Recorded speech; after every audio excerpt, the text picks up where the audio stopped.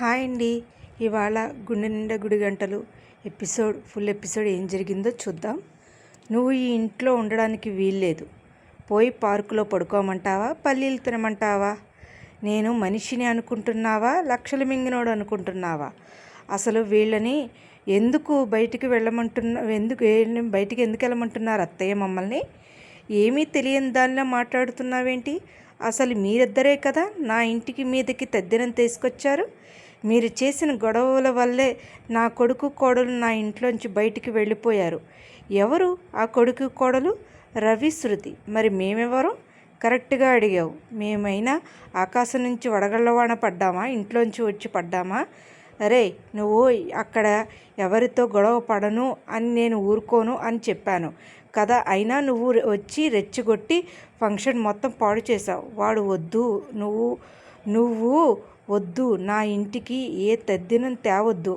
మరి దారి మీరు చూసుకోండి, నా ఇంట్లో ఉండడానికి వీల్లేదు అంటున్నారు. ఎక్కడికి వెళ్తారు? నాకు అనవసరం. నా కొడుకు కోడలు ఈ ఇంటికి రాకుండా చేసి వీళ్ళు మాత్రం దర్జాగా ఇంట్లో ఉంటారా? నేను ఒప్పుకోను. అసలు మేము ఏం తప్పు చేశాము అది చెప్పండి ముందు. ఏంటి? నేను నీకు సమాధానం చెప్పాలా? సమాధానం చెప్పకుండా పొమ్మంటే నేనెందుకు పోతాను? మీ కొడుకు తాళి కట్టి నన్ను ఇంటికి తీసుకొచ్చారు. ఊరికే ఇంటి ముందు పూలమ్ముకోవడానికి రాలేదు. ఏంటి ఎక్కువ మాట్లాడుతున్నావు? నేను చేసిన తప్పు ఏంటో చెప్పమంటున్నాను. మీరు అది వదిలేసి 100 సార్లు పొమ్మని మాత్రమే అంటున్నారు. ఖచ్చితంగా అంటారు. మీరు ఏం చెయ్యలేదు. ఏం చేసింది? దొంగతనం చేసిందా? నువ్వే అది మాట అంటావా? నా నోటితో నేను దొంగ అని అనలేదు. కాదనే అన్నారా? మీ కోడల్ని 10 మందిలో ఒకడు దొంగ అంటే చెప్పు తీసుకుని పళ్ళు రాలగొట్టలా చూస్తూ నిలబడ్డారు. నా మొగుడు పౌరుషం ఉంచింది. పళ్ళు రాలిపోయే కొట్టాడు. ఏ భర్త తన భార్య అవమానం జరుగుతుంటే చూస్తూ ఊరుకోడు. నా భర్త కూడా అదే పని చేశాడు. ఎవరైనా పోయిన బంగారం ఎవరి చేతిలో ఉంటే వాళ్ళే దొంగ అనుకుంటారు. అయినా అపార్థం చేసుకున్నారు. మీనా దొంగతనం చెయ్యలేదు. కానీ అంత పెద్ద మనిషిని పట్టుకుని కొట్టడం మాత్రం తప్పే కదా. అప్పటికి వీడిని రావద్దు అన్నాను. అందరూ కలిసి నా నోరు మూయించారు. ఇవాళ ఇంకెవరు చెప్పినా నేను వినను. ప్రతిసారి ఏదో గొడవ పెట్టుకుని ఉన్నాడు. ఈసారి వీడి వల్ల నా కొడుకు కోడలు ఇంట్లోంచి వెళ్ళిపోయారు. నువ్వు మొండిగా మాట్లాడకు ప్రభావతి. అక్కడ బాలు నోరు విప్పకుండా మీనా చాలా కాపలాగా ఉండి చూసింది. ఆ సురేంద్ర వాడి సహనాన్ని నశించేదాకా మాట్లాడుతుంటే, నా కోడల గురించి తప్పుగా మాట్లాడుతుంటే ఊరుకోలేదు. మరిగిపోయింది, రక్తమే మరిగిపోయింది. వాడెలా ఊరుకుంటాడు? అయితే తప్పు మాట్లాడితే కొడతాడా? అంటే ఎంత పెద్ద మనిషి? అందరూ మధ్యలో కొడతాడా? పక్కకు పిలిచి కొట్టాలా? అంత పెద్ద మనిషి నాలాంటి చిన్న మనిషిని కొట్టమంటే ఏం తప్పు చెయ్యాలి? ఆయన ఏం కావాలని అనలేదు. మీనా చేతిలో గొలుసు చూసి తీసింది అనుకున్నారు. అలా అనుకుంటాడు. దొరికిందని చెప్పాడు విన్నాడు. మీనా బీరువా తాళం పగలగొట్టి దొంగతనం చేసిందా? అపార్థం చేసుకుంటే అంత పెద్ద మనిషిని పట్టుకుని కొడతాడు. పెద్ద మనిషి అంటే నీ దృష్టిలో కట్టలు సంపాదించిన వాడే కదా. చెప్పు. మా నాన్న మనిషిలా గౌరవించేవాడు. అందరూ బాగుండాలని కోరుకునేవాడు. సంస్కారంతో ప్రవర్తించేవాడు. పెద్ద మనిషి అంటే మా నాన్న. వాడు ఎప్పటికీ కానే కాదు. జంతువులకు కూడా వయసు పెరుగుతుంది. వాటిని పెద్ద జంతువుల్లో ఎవరు అనరు. ఇప్పుడు నీ భార్య దొంగతనం అన్నంత మాత్రాన దొంగ అయిపోయిందా? నా భార్య ఏంటో తెలిసి వాళ్ళే నోరు మూసుకుని నిలబడ్డారు. తెలియని వాళ్ళంతా ఏమనుకుంటారు? అంత తేలిగ్గా ఎలా మాట్లాడుతున్నావు అమ్మా? అంటే ఇంటి నుంచి లక్షలు ఎత్తుకుపోయిన వాడు దొంగ. ఇంట్లో ఎవరికి చెప్పకుండా పార్లర్లు అమ్మేసుకుని పేర్లు మార్చే మనిషి దొంగ. వాళ్ళకి దొంగతనం అన్నప్పుడల్లా నువ్వు వెనకేసుకొస్తావు కదా. ఇప్పుడు ఎందుకు నా భార్య విషయంలో మాట్లాడలేదు? ఒరే, నాకు అవన్నీ అనవసరం. నేను నీ భార్యని దొంగతనం అంటకట్టి బయటకు వెళ్ళిపోమనలేదు. మీరిద్దరూ నా ఇంట్లో ఉండడానికి వీల్లేదు అన్నాను. వాటి నుంచి మీరు నీకు కనబడటానికి వీల్లేదు. అక్కడ జరిగిన గొడవకి వీళ్ళని పొమ్మనడానికి సంబంధం ఏంటి? వీళ్ళు బయటికి వెళ్తేనే మళ్ళీ వాళ్ళు ఇంటికి వస్తారు. కనీసం ఆ విషయం తెలిసి చెప్పినా అయినా శృతి వాళ్ళ నాన్న శృతిని మన ఇంటికి పంపిస్తాడు. మన ఇంట్లో వాళ్ళైనా ఉండాలి, లేదంటే నేనైనా ఉండాలి. మేమైతే ఇక్కడే ఉంటాం. నాన్న అమ్మనే ఆలోచించుకోమని చెప్పు. ఒరేయ్, మీరు ఈ ఇంట్లో ఉన్నంతకాలం మాకెవరికి మనశ్శాంతి ఉండదు. మర్యాదగా వెళ్ళిపోండి. ఇవాళ అటు ఇటు తేలిపోవలసిందే. సరే, మేము ఇంట్లోంచి వెళ్ళిపోవడమే కదా నీకు కావాలి. అలాగే వెళ్ళిపోతా. రా మీనా, బట్టలు సర్దుకుందాం. ఏమండి, తప్పు చేయనప్పుడు తగ్గాల్సిన అవసరం లేదు రా. అయ్యో బాబు ఒరే రవి, ఏమన్నా తీసుకుంటారా? వద్దా ఆంటీ, నేను బయటకు వెళ్తున్నాను. ఎక్కడికి వెళ్తున్నావు? ముందు తినేసి వెళ్ళగాని నీకు ఇప్పుడెందుకు ఆకలిగా లేదు? నేను వెళ్ళాలి. శోభన ఫంక్షన్లో కూడా సరిగ్గా తినలేదు కదా, ఆకలి వేయకుండా ఎలా ఉంటుంది? తినేసి వెళ్ళమని చెప్పు. నాకు నిజంగానే ఆకలి లేదండి. అల్లుడు గారు తినే పరిస్థితుల్లో లేరండి. హ్యాపీగా మొదలైన ఫంక్షన్ బాధగా ముగిసింది. ఇంకా ఆకలి ఏమి ఉంటుంది చెప్పండి? దానికి కారణం నేనే. బుద్ధి లేని మనుషులు ఇంట్లో ఉంటే అలాగే జరుగుతుంది. ముందు గొడవ పెట్టింది మీరేనంట కదా.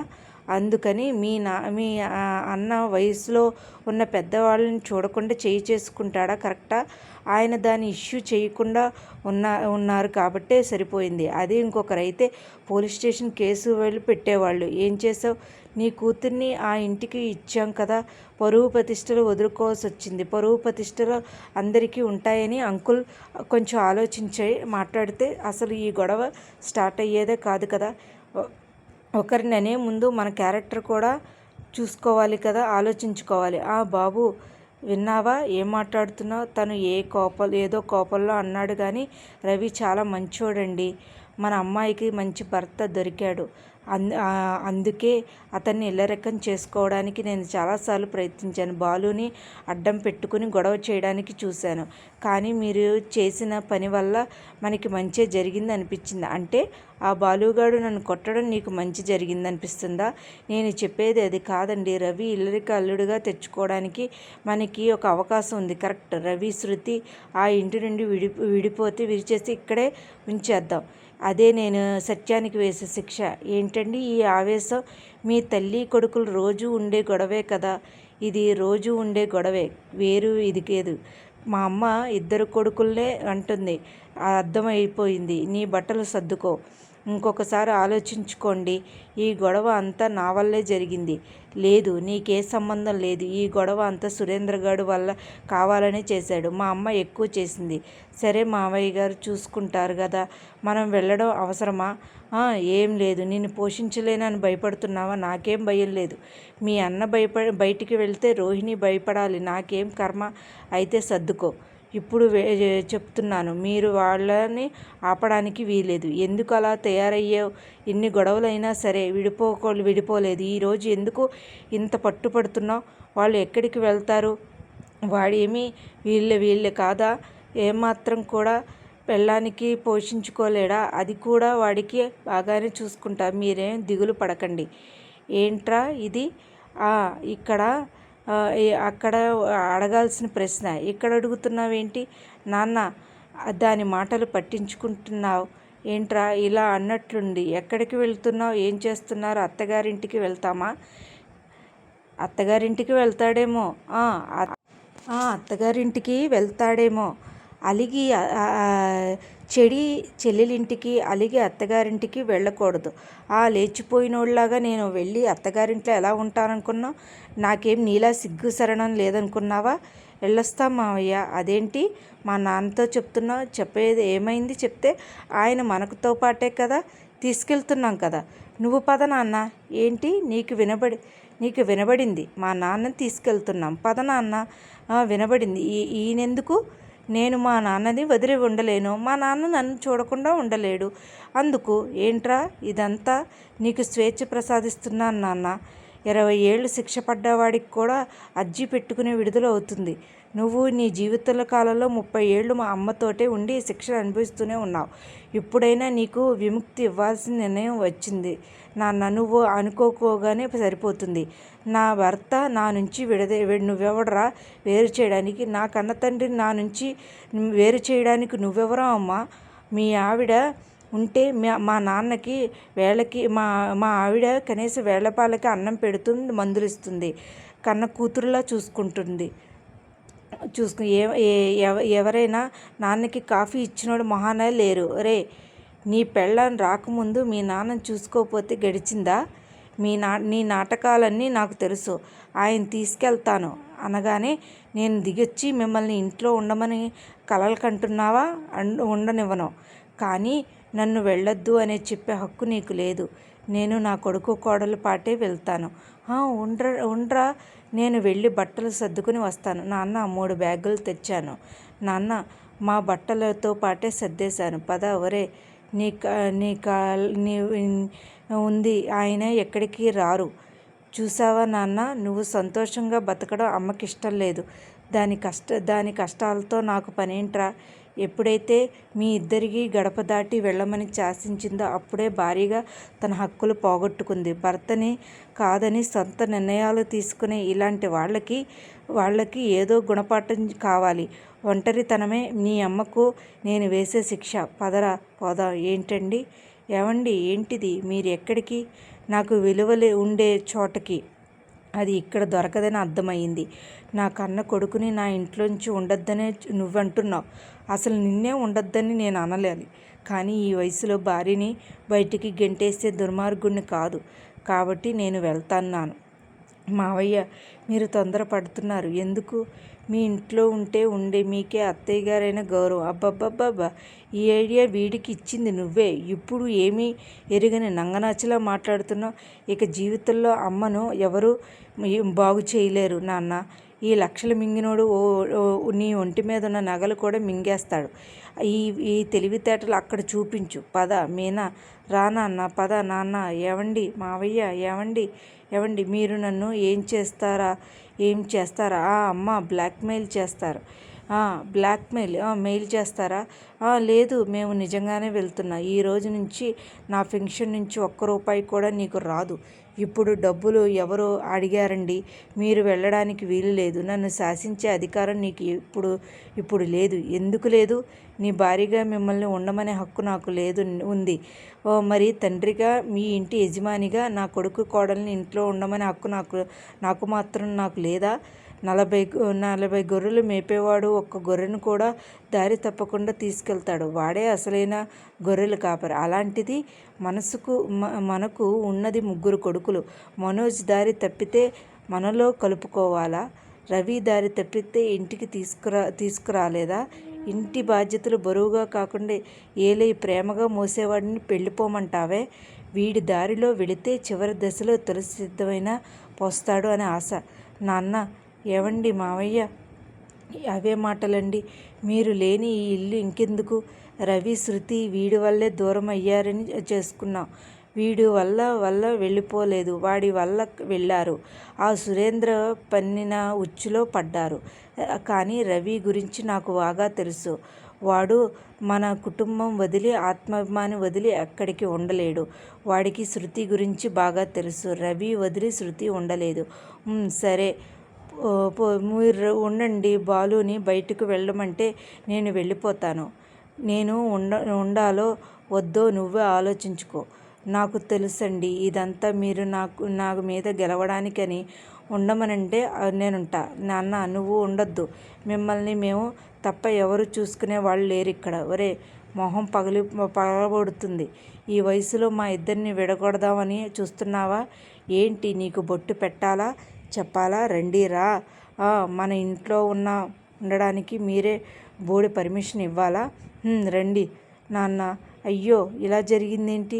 బాలుగాడు పెద్ద మాయగాడు.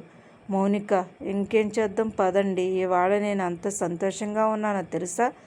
చాలా చాలా సంతోషంగా ఉన్నాను. చాలా హ్యాపీగా ఉన్నాను. మన పెళ్ళైన ఇన్ని రోజులకి ఇప్పుడు చాలా హ్యాపీగా ఉన్నాను. మీలో ఇంత సంతోషం ఎప్పుడు చూడలేదు. ఏం జరిగిందండి? ఏంటి? నేను కోరుకున్నదే జరిగింది. I'm feel happy. ఆ శుభవార్త ఏంటో నాకు చెప్తారా? నేను సంతృప్తి పడతాను. శుభవార్త కాదు, నీకు అది బ్యాడ్ న్యూస్. నాకు మాత్రమే గుడ్ న్యూస్. ఇవాళ మీ వాళ్ళు ఫంక్షన్కి వెళ్ళారు కదా, ఆ ఫంక్షన్లో శృతి వాళ్ళ అమ్మా నాన్న చేసిన ఫంక్షన్కి ఎందుకండి ఆ ఫంక్షన్ మీద బాలుగాడిని కూడా పిలిచారు కదా, అందుకు ఆ సురేంద్ర గాడేమో అసలు బాలుగాడేమో పెద్ద శాడిస్ట్ గాడు, ఇద్దరు కలిసి కొట్టుకున్నారంట. అది వినడానికి ఎంత హ్యాపీగా ఉంది. మా ఇంట్లో ఫంక్షన్ చెడిపోతే నీకు సంతోషం కదండి. అనవసరంగా ఈరోజు రానని చెప్పేశా. మనిద్దరం వెళ్తే ఎంత బాగుండేది, కళ్ళారా చూసి ఎంజాయ్ చేసేవాడిని. ఈరోజు మనం ఫుల్ పార్టీ చేసుకోవాలి. ఇదిగోండి పాలించి తాగండి. నువ్వు నన్ను చాలా మార్చేసావు మీనా. ఏం మార్చేశాను? ఒకప్పుడు బాలు ఇదే టైంకి తాగేవాడు, ఇప్పుడు ఏం తాగుతున్నాడు? నువ్వు తలుచుకుంటే పూలలతో కాడు శాకాహారం తినేవాడిని చేస్తావు. అయితే మీలో మార్పు వచ్చిందని మీరు నమ్ముతున్నారు అన్నమాట. చేతిలో ఈ పాల గ్లాసు దానికి నిదర్శనం. మార్పు మంచిదైతే తప్పేదేం లేదండి. చల్లారిపోతున్నాయి, తాగండి.